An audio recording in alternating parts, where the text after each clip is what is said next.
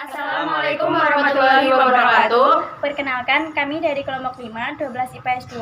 Nama saya Nayang Tansila, nomor urut 24. Nama saya Fahmi Hasan Suwo, nomor urut 15. Nama saya Ridho Cahyani, nomor absen 30. Nama saya Dwi Puspitasari, nomor absen 14. Nama saya Anggi Pratnia, nomor absen 6. Nama saya Restari Susenita, nomor absen 29. Di sini kami akan menjelaskan tentang materi lari sprint atau lari jarak pendek. Selamat menyaksikan. Ya, yang pertama, di sini saya akan menjelaskan tentang pengertian lari jarak pendek. Ada beberapa pengertian lari jarak pendek menurut para ahli.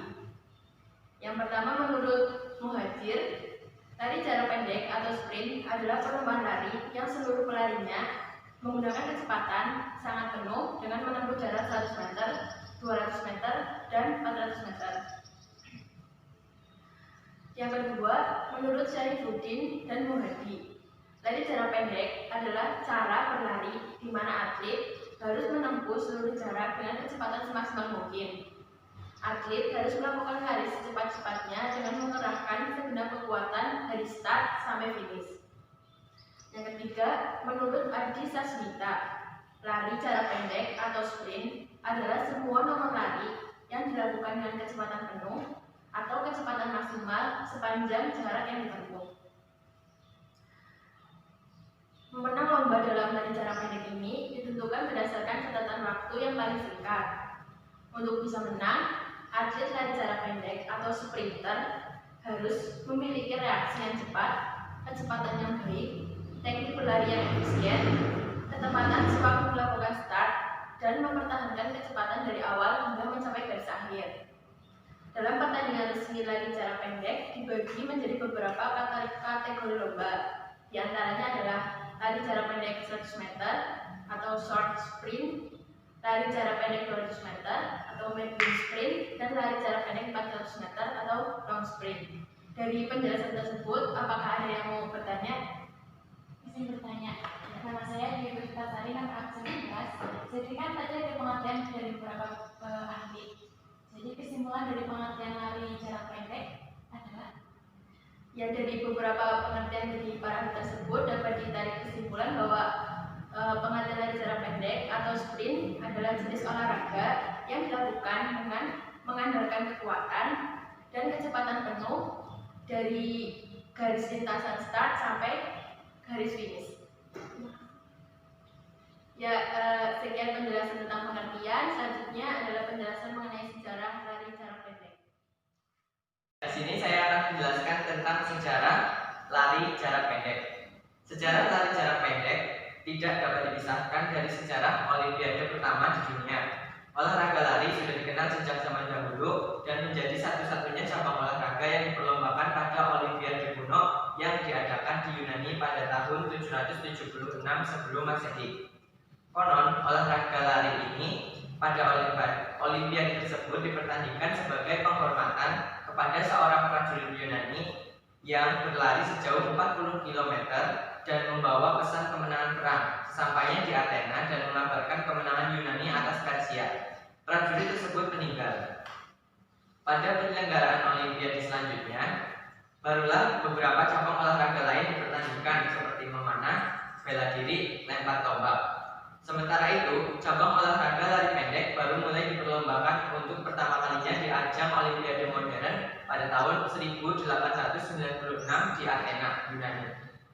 Sejak itu, olahraga lari jarak pendek atau sprint menjadi cabang olahraga tetap yang dipertandingkan setiap kali Olimpiade diadakan.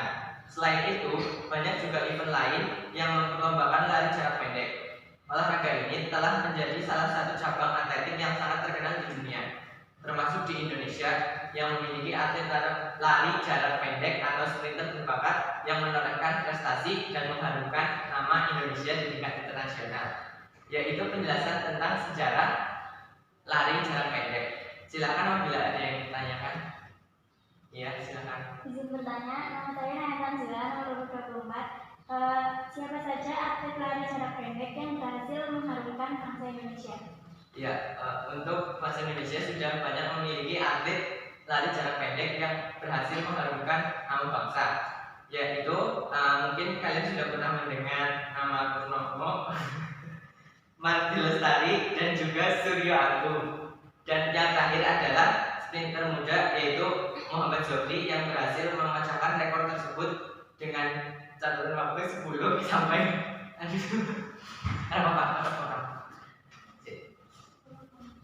Selanjutnya yang terakhir itu lalu Muhammad Zobri berhasil memecahkan rekor dunia dan mendapat rekor waktu 9,58 detik untuk jarak 100 meter.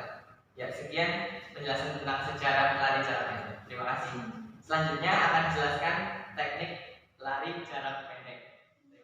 Selanjutnya saya akan menjelaskan tentang teknik lari jarak pendek atau lari sprint. Teknik lari jarak pendek itu ada tiga. Yang pertama teknik start, gerakan berlari, dan gerakan finish. Yang pertama teknik start. Start adalah persiapan awal seorang pelari cepat sebelum melakukan gerakan berlari.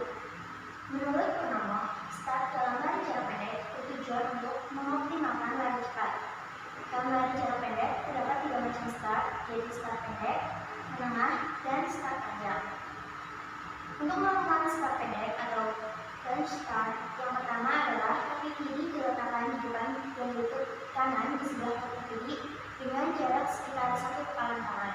Kedua tangan diletakkan di belakang garis start dengan empat jari didapatkan dan ibu jari terpisah. Kemudian untuk melakukan start menengah atau medium start, yaitu kaki kiri diletakkan di depan, lutut kaki kanan di sebelah kanan tumit kaki kiri dengan jarak 1 kepala tangan. Posisi kedua tangan sama seperti start pendek, yaitu diletakkan di belakang garis start dengan empat jari didapatkan dan ibu jari terpisah. Dan yang terakhir untuk melakukan start panjang atau long start, persis seperti dua start lainnya. Pada start panjang, kaki kiri diletakkan di depan, tetapi lutut kaki kanan diletakkan di belakang kaki kiri dengan jarak 1 kepala tangan. Adapun posisi kedua tangan tidak berbeda, yaitu diletakkan di belakang garis start dengan empat jari didapatkan dan ibu jari terpisah. Nah, setelah melakukan posisi start, seorang pelari juga harus mengambil posisi atau melakukan gerakan sesuai aba-aba dari starter sebagai berikut. Yang pertama ada aba-aba bersiap, kedua aba-aba siap, dan yang terakhir ada aba-aba ya. Untuk aba-aba bersiap, itu saat starter sudah memberikan aba-aba ini, pelari harus menempatkan kedua kakinya menyentuh bawah depan dan belakang, meletakkan lutut kaki belakang di tanah dengan jarak selebar bahu, jari-jari tangan mendekati terbalik, kepala sudah turun dan menatap lurus ke bawah. Kemudian aba-aba siap. Pada aba-aba siap, posisi badan pelari adalah lutut ditekan ke belakang, kaki depan membentuk sudut 120 hingga 140 derajat, pinggang diangkat sehingga posisinya sedikit lebih tinggi dari bahu, tubuh condong ke depan, dan bahu agak lebih maju dari kedua tangan. Dan yang terakhir aba-aba ya. Sesaat setelah starter meneriakan aba-aba ya, pelari segera meluruskan dan mengangkat badan tepat ketika kedua kaki menolak atau menekan balok start dengan kuat. Kedua tangan diangkat dari kanan secara bersamaan, lalu diayunkan secara bergantian. Kaki belakang mendorong lebih kuat, kemudian lakukan dorongan kaki depan sedikit demi sedikit, tetapi kemudian kaki belakang diayunkan ke depan dengan cepat. Pada akhir dorongan, badan dicondongkan ke depan, lutut dan pinggang diluruskan secara penuh. Kemudian, teknik yang kedua adalah teknik gerakan berlari. Menurut Purnomo, gerakan berlari pada lari jarak pendek terdiri dari 2 tahap, yaitu fase topang dan fase layang. Yang pertama fase topang.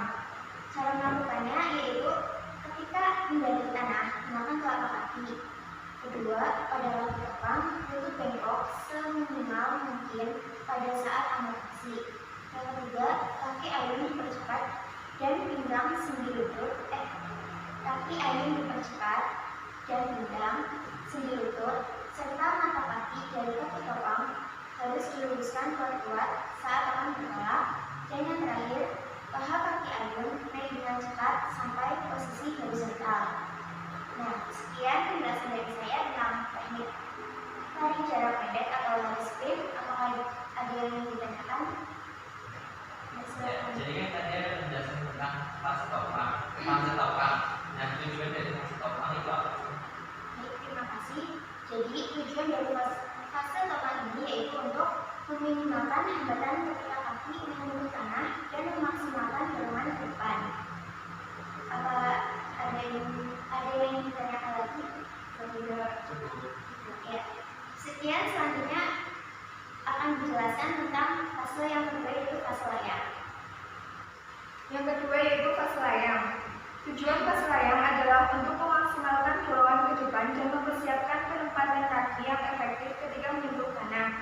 Fase layang dilakukan dengan cara yang pertama, lutut kaki ayun digerakkan ke depan dan ke atas.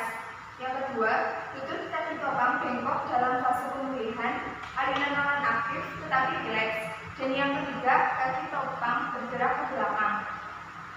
Untuk gerakan yang ketiga yaitu gerakan finish. Ada dua gerakan finish. Yang pertama pada saat mendekati garis finish dan setelah melewati garis finish. Yang pertama saat mendekati garis finish. Ketika garis finish sudah mulai terlihat jelas, percepatan gerakan lari sambil tetap fokus. Yang kedua, pusatkan pikiran Anda hanya untuk mencapai garis finish. Fokuskan pandangan ke depan dan jangan pernah menengok ke kanan dan ke kiri. Yang ketiga, jangan sekali-kali melompat karena itu akan memperlambat kecepatan berlari. Dan yang terakhir, saat garis finish tinggal 10 meter, jaga gerakan agar tetap stabil. Yang kedua, saat melewati garis finish. Ada 3 gerakan. Yang pertama, menjatuhkan dada ke depan. Caranya adalah dengan terus berlari dan ketika sudah mendekati garis finish, dada dicondongkan ke depan, sedangkan kedua tangan diayunkan ke bawah belakang. Yang kedua, menjatuhkan salah satu bahu ke depan. Teknik ini dilakukan dengan cara memutar dada dengan ayunan tangan ke arah depan atas sehingga sebelah bahu maju ke depan. Yang ketiga, berlari secepat mungkin. Untuk teknik ini tidak ada gerakan khusus yang perlu dilakukan. Sekian, apakah ada yang ingin ditanyakan? Ya, Izin bertanya, saya Abdul Azani, nomor absen 30. Pada gerakan khusus, apakah ada gerakan khusus pada gerakan berlari secepat mungkin? Ya, terima kasih. Jadi pada gerakan berlari secepat mungkin itu tidak ada gerakan khusus yang perlu dilakukan. Karena yang perlu dilakukan itu hanyalah berusaha berlari secepat mungkin melebihi lawan. Sekian, berikutnya akan dijelaskan tentang peraturan lari jarak pendek. Selanjutnya, di sini saya akan menjelaskan tentang peraturan lari jarak pendek. Seperti halnya jenis olahraga lain, lari jarak pendek pun memiliki beberapa peraturan yang wajib diikuti para atlet. Peraturan di tingkat internasional diatur oleh IAAF atau International Amateur Athletic Federation, sedangkan di tingkat nasional oleh PASI atau Peraturan Atletik Seluruh Indonesia. Yang pertama ada peraturan perlombaan. Peraturan yang berlaku dalam sebuah perlombaan lari jarak pendek terdiri dari 6 poin, yaitu garis start dan finish dalam lintasan lari ditunjukkan dengan garis selebar 5 cm yang membentuk siku-siku dengan batas tepi dalam lintasan. Jarak lomba diukur dari tepi garis start ke tepi garis finish yang terdekat dengan garis start. Kedua, aba-aba yang digunakan adalah bersedia, siap, hadiah, atau bunyi tembakan pistol. Selanjutnya, seluruh peserta lomba mulai berlari pada saat terdengar aba-aba atau bunyi pistol yang ditembakkan ke udara. Yang keempat, peserta yang membuat kesalahan pada saat melakukan start diberi peringatan maksimal sebanyak 3 kali. Yang kelima, lomba lari jarak pendek pada perlombaan besar dilakukan dalam 4 tahap, yaitu babak pertama, kedua, semifinal, dan final. Yang keenam, babak pertama diadakan jika jumlah peserta lomba cukup banyak. Pemenang 1 dan 2 pada tiap heat berhak maju ke babak berikutnya. Yang kedua ada peraturan diskualifikasi. Seorang peserta lomba lari jarak pendek dapat dikenai sanksi diskualifikasi jika melakukan hal-hal yang dianggap tidak sah, yaitu melakukan kesalahan start lebih dari 3 kali, mengganggu pelari lain, keluar dari lintasan, dan terbukti menggunakan obat terangsang atau doping. Yang ketiga ada sarana dan prasarana. Selain peraturan untuk peserta, sarana dan prasarana untuk penyelenggaraan lomba lari jarak pendek juga wajib mengikuti peraturan, yaitu ada lintasan. Lomba lari jarak pendek dilakukan di lapangan yang dilengkapi lintasan berjumlah 8 buah. Yang kedua ada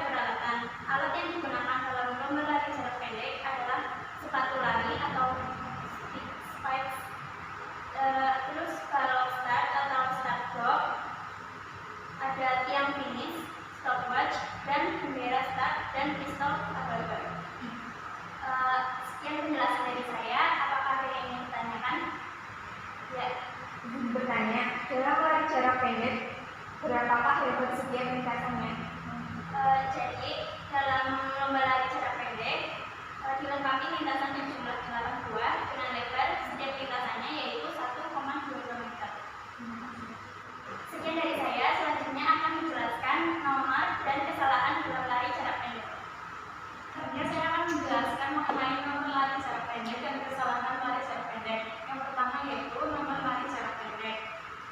Nomor lari jarak pendek dibedakan berdasarkan jarak atau panjang lintasan yang harus ditempuh oleh pelari. Saat ini perlombaan sprint dibagi dalam 3 kategori, yaitu yang pertama nomor lari dengan panjang lintasan 100 meter, untuk yang kedua yaitu nomor lari dengan panjang lintasan 200 meter, dan untuk yang ketiga yaitu nomor lari dengan panjang lintasan 400 meter. Selain berdasarkan panjang lintasannya, ketika nomor lari jarak pendek di atas juga memiliki perbedaan mendasar dalam praktek latihan manajemen energi atletik pada saat berlari. Untuk panjang lintasan 100 meter, atletik lari pada umumnya akan mengeluarkan energi semaksimal mungkin dari awal hingga akhir. Sementara itu, pada nomor lari dengan jarak panjang lintasan lebih besar, atlet akan memaksimalkan tenaga dan kecepatan berlarinya pada saat sudah hampir sampai garis finish, misalnya sekitar 50 meter menjelang garis finish. Selanjutnya yaitu kesalahan-kesalahan dalam lari jarak pendek. Selain mengikuti peraturan yang sudah ditetapkan, pada saat melakukan lari jarak pendek, Anda juga perlu menghindari kesalahan-kesalahan yang dapat mengakibatkan kecepatan lari menjadi tidak maksimal.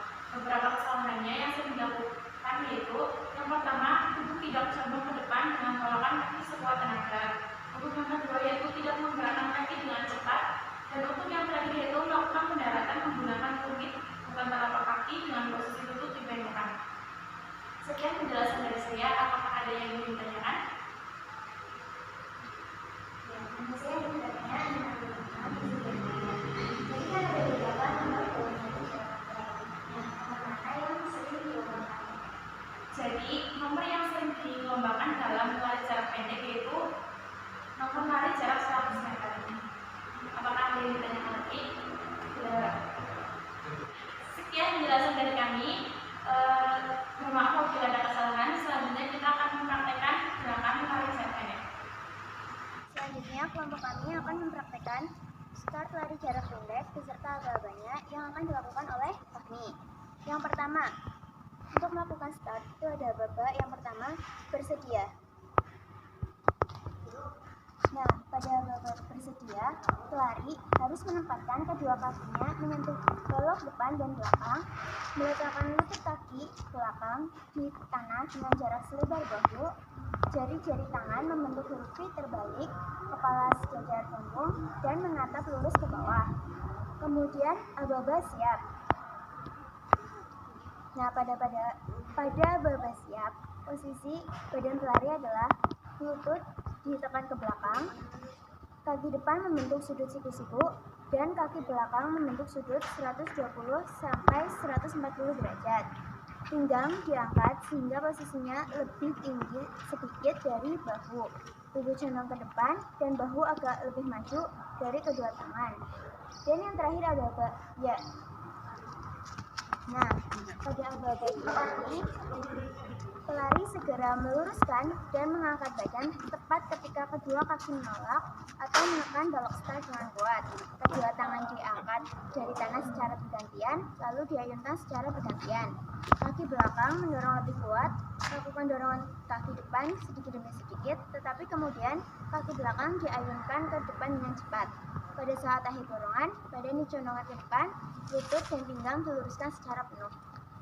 Ya, sekarang Fahmi akan mempraktekkan secara langsung start lari jarak pendek beserta badannya. Bersedia. Siap. Ya.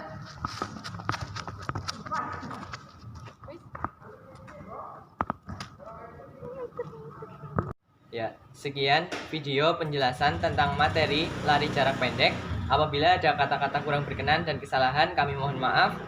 Wassalamualaikum warahmatullahi wabarakatuh.